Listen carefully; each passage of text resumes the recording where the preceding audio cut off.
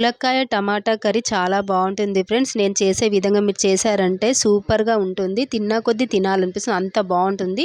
ఖచ్చితంగా ట్రై చేయండి friends. 1 spoon జీలకర్ర, 1 స్పూన్ ఆవాలు వేయాలి.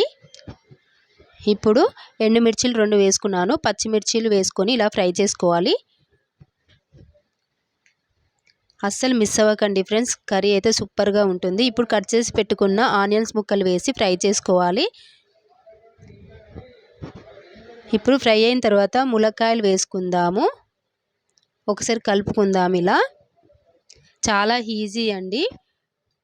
ఈ ఎండాకాలంలో టమాటాలు బాగా వస్తాయి కదా, పుల్లగా మంచిగా ఉంటాయి కదా.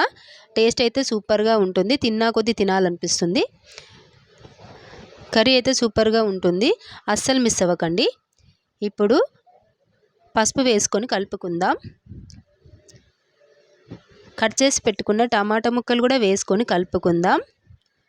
కర్రీ అయితే చాలా బాగుంటుంది ఫ్రెండ్స్. నేను చేసే విధంగా చేయండి. మీకు నచ్చితేనే లైక్ చేయండి, సబ్స్క్రైబ్ చేయండి. మూత పెట్టి ఉడికించుకుందాం. ఇప్పుడు మూత తీసి చూద్దాం. చూడండి ఎంత మంచిగా ఉడికాయో. ఇప్పుడు కలుపుకుందాం.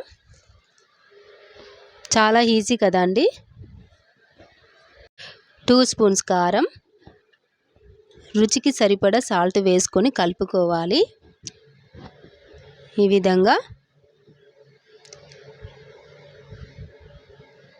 కర్రీ అయితే సూపర్గా ఉంటుంది ఫ్రెండ్స్. ట్రై చేయండి. ఇలా దగ్గర పడాక కరివేపాకు వేసుకొని కలుపుకోవాలి. చూస్తుంటే తినాలనిపిస్తుంది కదా ఫ్రెండ్స్. చివరిగా కొత్తిమీర వేసుకొని కలుపుకుందాం. మా ఇంట్లో అయితే అందరు తింటారండి ఈ విధంగా చేస్తే. Please like, subscribe. రెడీ అండి కర్రీ, ములక్కాయ టమాటా కర్రీ.